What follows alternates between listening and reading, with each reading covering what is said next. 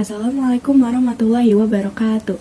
Hai semuanya, perkenalkan kami dari kelompok 4, kelas 12 MIPA 1, dengan saya Alina Livia. Saya Siti Khalifah. Perkenalkan, nama saya Wina. Saya Zahran Syedida. Nama saya Muhammad Juri Trusian. Pertumbuhan dan perkembangan pada tumbuhan dipengaruhi oleh faktor internal atau faktor yang berasal dari tumbuhan itu sendiri dan faktor eksternal atau faktor yang berasal dari luar tumbuhan. Kedua faktor ini saling memiliki perannya masing-masing dalam proses pertumbuhan dan perkembangan pada tumbuhan. Nah, pada video kali ini, kelompok kami akan menjelaskan tentang faktor-faktor internal yang memengaruhi pertumbuhan dan perkembangan pada tumbuhan. Gen merupakan materi genetik yang mengkode sifat pada tumbuhan dan diturunkan dari induk ke generasi selanjutnya. Gen memengaruhi ciri dan sifat seperti bentuk buah, warna bunga, dan rasa buah.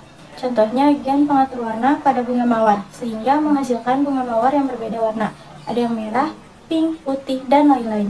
Gen juga menentukan kemampuan metabolisme, sehingga sangat memengaruhi pertumbuhan dan perkembangan tumbuhan.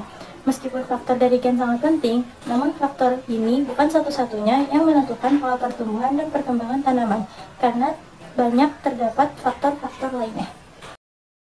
Nah, faktor internal lainnya yaitu fitohormon. Fitohormon merupakan zat yang berperan dalam mengendalikan berbagai fungsi pada tumbuhan. Fitohormon memberikan pengaruh nyata dalam pengaturan berbagai proses pertumbuhan, walaupun dalam jumlah yang sedikit. Fitohormon terbagi menjadi dua berdasarkan cara kerjanya. Satu, pemicu pertumbuhan hormon. Hormon pada tumbuhan saling berkolaborasi dalam perkembangan tumbuhan tentunya dengan keahlian masing-masing. Misalnya, hormon auksin. Hormon ini adanya di ujung batang dan di akar.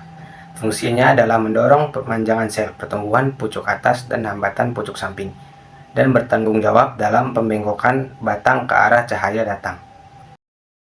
Selain itu, hormon pemicu pertumbuhan yang lain adalah sitokinin. Nah, sitokinin ini berperan dalam pembelahan sel, seperti merangsang pertumbuhan akar dan cabang tanaman. Dan ada pula hormon giberlin. Hormon giberlin ini berperan dalam pembentukan biji dan perkecambahan. Hormon giberlin diproduksi di apikal akar, batang, daun muda, dan biji yang sedang berkembang. Pengelompokan fitohormon yang kedua adalah penghambat pertumbuhan. Meskipun cara kerjanya menghambat pertumbuhan, akan tetapi hormon-hormon ini sangat berguna. Hormon ini membantu tumbuhan untuk merespon lingkungan sekitar. Contohnya ada hormon etilen yang berperan dalam pematangan buah dan perontokan daun. Hormon etilen merupakan satu-satunya hormon yang berbentuk gas. Dengan meningkatkan produksi enzim hidrolik, buah akan menjadi lebih lunak dan manis. Hormon asam absisat dengan perannya yaitu proses penuaan dan gugurnya daun.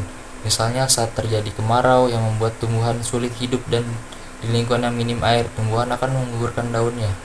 Ada pula hormon lainnya yaitu kaolin yang berperan dalam pembentukan organ atau alat tubuh pada tumbuhan dan hormon asam traumalin yang berperan untuk regenerasi sel apabila mengalami kerusakan jaringan. Oke teman-teman, itulah tadi uraian materi dari faktor internal pada tumbuhan. Ada gen dan hormon. Nah, di era perkembangan teknologi pada saat ini, banyak dilakukan rekayasa genetika pada tumbuhan dengan tujuan menghasilkan komoditas tanaman sesuai yang diinginkan. Sekian dari kelompok kami, semoga video ini dapat bermanfaat. Wassalamualaikum warahmatullahi wabarakatuh.